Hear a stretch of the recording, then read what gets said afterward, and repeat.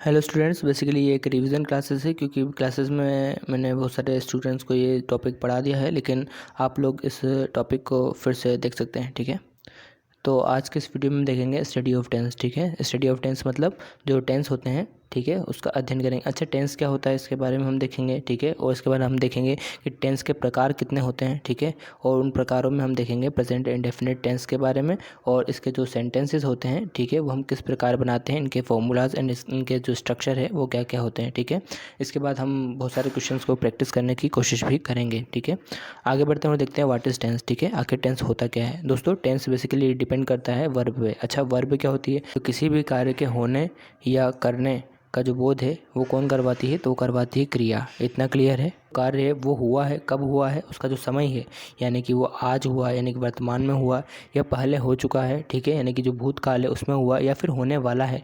तो ये जो सब चीज़ें हैं, जो इसका समय है, क्रिया का समय बताता है, कौन बताता है? टेंस बताता है। अरे इतना क्लियर है? ठीक है, क्रिया का समय कौन बताता है? तो टेंस बताता है। इतना क्लियर है ना? चलिए आगे बढ़ते हैं। यही लिखा हुआ है यहाँ पे ना इंग्लिश में। अच्छा, टेंस कितने प्रकार के होते हैं? टेंस बेसिकली 3 प्रकार के होते हैं। ठीक है, एक है प्रेजेंट टेंस, एक है पास्ट टेंस एंड एक है फ्यूचर टेंस। अच्छा, इसके अलावा कौन सा टेंस हो सकता है क्या? ठीक है, या तो आज हम बात करेंगे, या फिर कल की बात करेंगे, या फिर आने वाले कल की बात करेंगे। इसके अलावा कौन सा समय होगा क्या? नहीं होगा। तो बेसिकली हमने टेंसेस को कितने पार्ट्स में डिवाइड कर दिया? तो बेसिकली हमने जो टेंसेस हैं उनको हमने 3 पार्ट्स में डिवाइड कर दिया। एक है प्रेजेंट टेंस, एक है पास्ट टेंस एंड एक है फ्यूचर टेंस। ठीक है, आगे बढ़ते हैं और देखते हैं। अच्छा, टेंसेस को भी हमने फर्दर, जो टेंसेस थे जो 3 प्रकार के थे, ठीक है, एक था हमारा प्रेजेंट टेंस, एक था पास्ट टेंस, एक था फ्यूचर टेंस। इनको भी हमने फर्दर 4 पार्ट्स में, इवन की जो 4 पार्ट है ईच टेंसेस का, 4 पार्ट्स में डिवाइड कर दिया है। तो प्रेजेंट जो टेंस है वो भी 4 प्रकार का है। एक है प्रेजेंट सिंपल यानी कि प्रेजेंट इंडेफिनिट, एक है कंटिन्यूअस, एक है परफेक्ट, एक है परफेक्ट कॉन्टिन्यूअस। ठीक है, तो प्रेजेंट के 4 प्रकार हो गए। एक हो गया present indefinite, present continuous, present perfect, present perfect continuous. और इसी प्रकार पास्ट के भी 4 प्रकार हो जाएंगे। ठीक है, पास्ट के भी 4 प्रकार हो जाएंगे। तो पास्ट के 4 प्रकार हो जाएंगे, past simple, past continuous, past perfect and past perfect continuous. तो इसी प्रकार से जो हमारा फ्यूचर भाई साहब है, तो फ्यूचर के भी कितने हो जाएंगे? 4 प्रकार हो जाएंगे। 4 कौन कौन से? जो future simple, future continuous, future perfect and future perfect continuous. तो दोस्तों, इन तीनों के 4 प्रकार, यानी कि टोटल कितने प्रकार हो गए? तो ये हो गए हमारे 12 टाइप्स। कितने हो गए? 12 टाइप्स। तो जो टोटल टेंसेज है वो कितने टाइप्स के हो गए? तो 12 टाइप्स के हो गए। ठीक है, तो अब आज हम 12 तो पढ़ नहीं लेंगे। ठीक है, तो हम फर्स्ट जो हमारा प्रेजेंट सिंपल है उसको डिस्कस करने वाले हैं। ठीक है, तो आज के इस वीडियो में हम देखेंगे प्रेजेंट टेंस क्या होता है। ठीक है, अच्छा, प्रेजेंट टेंस मतलब, प्रेजेंट मतलब होता है वर्तमान, टेंस मतलब समय। तो आज की बात करेंगे हम। ठीक है, तो जब भी क्या हो, हम आज की बात करें यानी कि वर्तमान की बात करें, तो वो जो सेंटेंसेस है ना, वो जो सेंटेंसेस है, वो वाक्य, वो कौन से टेंस के अंतर्गत आते हैं? तो वो आते हैं प्रेजेंट टेंस के अंतर्गत। अभी हमने डिस्कस किया प्रेजेंट टेंस कितने टाइप्स के होते हैं। तो प्रेजेंट टेंस 4 टाइप्स के होते हैं। सिंपल प्रेजेंट, इसको ही हम इंडेफिनिट भी बोल देते हैं, present continuous, present perfect and present perfect continuous. तो स्टूडेंट्स, प्रेजेंट इंडेफिनिट टेंस क्या होता है, या फिर प्रेजेंट सिंपल टेंस क्या होता है? यानी कि जो प्रेजेंट, प्रेजेंट मतलब वर्तमान, इंडेफिनिट मतलब अनिश्चित, और टेंस मतलब काल।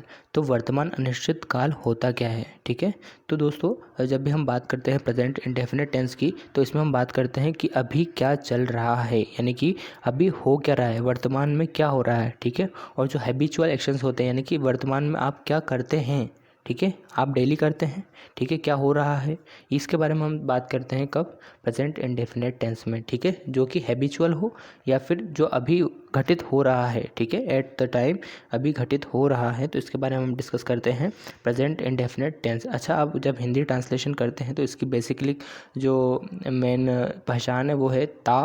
ठीक है, लास्ट में, लास्ट के सेंटेंस में अगर आ जाए ता है, ती है, ते हैं। ठीक है, इसके बाद जैसे कि एग्जांपल के लिए पढ़ता है, पढ़ती है। ठीक है, आता है, आती है, आते हैं, आते हो, कर पाता है, सकता हूँ, सकती हूँ। इसके लिए हम यूज़ करते हैं। वैसे कैन भी यूज़ होता है, लेकिन आप बेसिकली यही याद रखेंगे कि जब लास्ट में हिंदी में अगर आप ट्रांसलेशन कर रहे हैं तो किसी भी सेंटेंस में अगर ता है, ती है, ते है आदि शब्द आ जाते हैं तो हम वहाँ पर प्रेजेंट इंडेफिनिट टेंस बता देंगे कि यहाँ पर प्रेजेंट इंडेफिनिट टेंस है और उसके अकॉर्डिंग हम सेंटेंसेस बना लेंगे। और अगर आप इंग्लिश टू इंग्लिश ट्रांसलेट कर रहे हैं और अगर आपसे पूछा जाए कि बताइए सेंटेंस में टेंस कौन सा है, तो आप देख लेंगे बेसिकली अगर वो उस सेंटेंस में स्टेट फैक्ट्स है। अच्छा, स्टेट फैक्ट्स क्या होते हैं?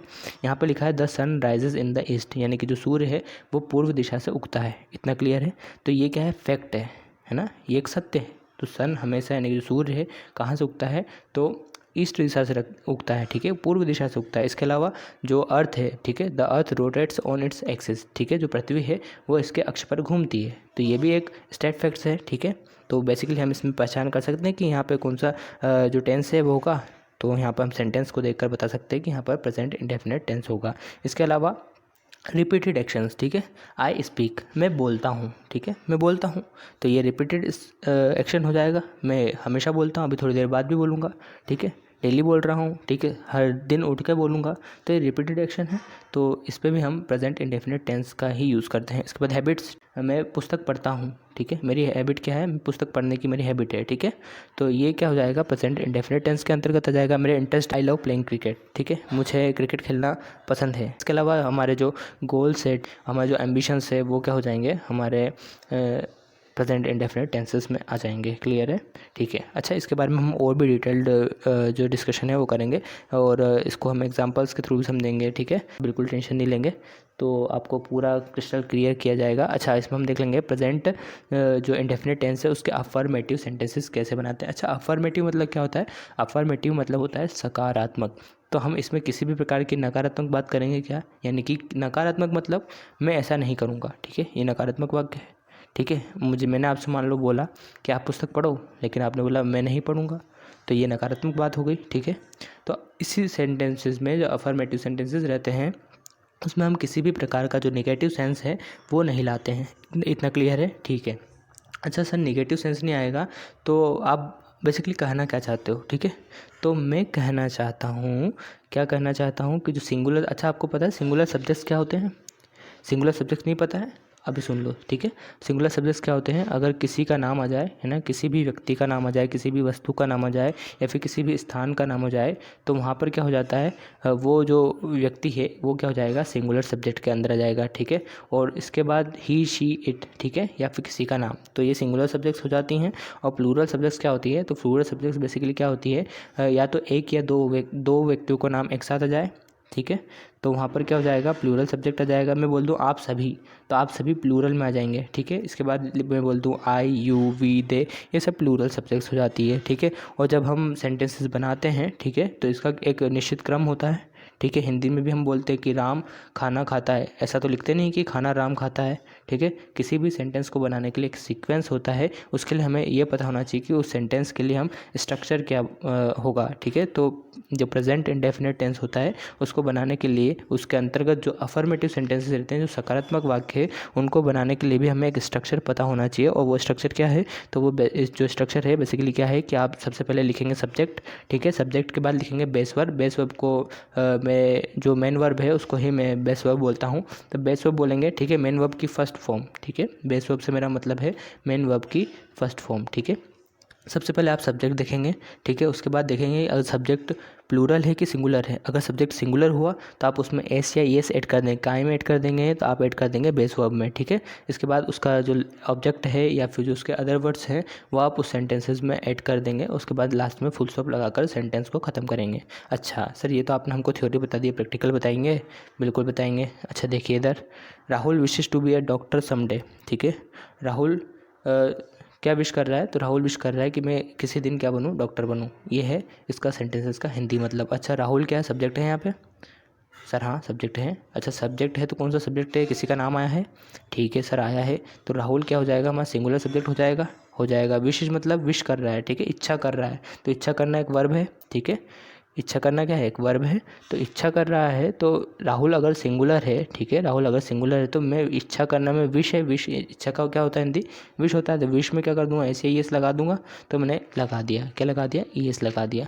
अब ई एस क्यों लगाया, तो लास्ट में अगर किसी वर्ड के लास्ट में एस एच आता है, सी एच आता है, ठीक है, ये डबल एस आता है, तो बेसिकली इनके नियम होते हैं, तो वो मैं किसी दिन आपसे डिस्कस कर लूँगा। तो यहाँ पर विशेष में जब हमने लास्ट में क्या लगा दिया, ई एस लगा दिया, ठीक है, एस या ई एस की जगह हमने ई एस लगा दिया। क्लियर है। चलिए, तो यहाँ पर हमने वर्ब में क्या किया, एस या एस जोड़ दिया, ठीक है। इसके बाद वैसे जो हमारा जो मॉडिफायर था, ठीक है, यानी कि जो ऑब्जेक्ट्स था उसको हमने लगाकर जो अदर वर्ड्स थे वो ऐड कर दिया और लास्ट में फुल स्टॉप लगा दिया। क्लियर है इतना, ठीक है। इसके बाद नेक्स्ट सेंटेंस है हमारा, ही राइट्स अ लेटर। तो ही राइट्स अ लेटर में भी जो हमारा सब्जेक्ट है वो क्या है, सिंगुलर है, ठीक है। तो हमने बेस वर्ब में एस ए एस लगा दिया। इसके बाद जो हमारा ऑब्जेक्ट था वो हमने लिख दिया और फुल स्टॉप लगा दिया, ठीक है। It rains at night, it rains at night मतलब रात को वर्षा होती है, ठीक है। तो रात को वर्षा होती है, ठीक है। तो रेंस आ गया, ठीक है, ये हो गया सब्जेक्ट हमारा, ठीक है। सब्जेक्ट सिंगुलर है, मैंने बताया था, ही शी इट, इट क्या है, सिंगुलर में आता है, ठीक है। तो बेस वर्ब में मैंने एस लगा दिया, ठीक है। इसके बाद लास्ट में मैंने जो हमारे ऑब्जेक्ट थे उसको लगा फुल स्टॉप लगा दिया और हमारा सेंटेंस यहाँ पे कंप्लीट हो गया। सिया कुक्स फूड, सिया क्या है हमारा, सिंगुलर है, ठीक है। बेस वर्ब में मैंने एस लगा दिया और हमारा सेंटेंसेस कंप्लीट हो गया यहाँ पे।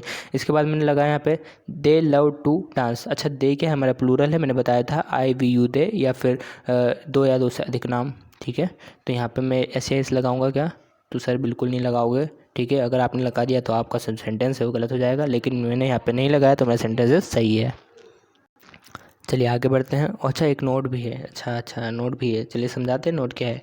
अच्छा, आपको पता है अभी मैंने यहाँ पे सिंपल सेंटेंसेस में कभी डू और डज अभी तक नहीं बताया, लेकिन सिंपल सेंटेंसेस में हम डू और डज का प्रयोग भी करते हैं। अच्छा, डू और डज क्या है, डू और डज हमारी हेल्पिंग वर्ब है, जो बेसिकली हम नेगेटिव सेंस जब आता है तब यूज़ करते हैं। लेकिन कुछ सेंटेंसेस में हम क्या करते हैं, डू और डज सकारात्मक यानी कि जो अफर्मेटिव सेंटेंसेस है उसमें भी यूज़ कर लेते हैं, यानी कि जो पॉजिटिव सेंटेंसेस है उसमें भी हम यूज़ करते हैं। अच्छा, कैसे करते हैं, अच्छा मान लो किसी भी सेंटेंस को मुझे क्या करना है, अधिक एम्फसाइज करके बोलना है, यानी कि या वो सेंटेंस क्या है, प्रेजेंट इंडेफिनिट सेंटेंस का टेंस का सेंटेंस है और मुझे उस सेंटेंस को अधिक जोर देकर बोलना है उस, तो वहाँ पर मैं क्या करूँगा, वहाँ पर डू और डज का प्रयोग कर लूँगा। अच्छा, सिंगुलर वर्ड्स में मैं डू का प्रयोग करूँगा, जैसे मैंने इसमें यहाँ किया है, ही डज टेल अ लाई, वह झूठ बोलता है।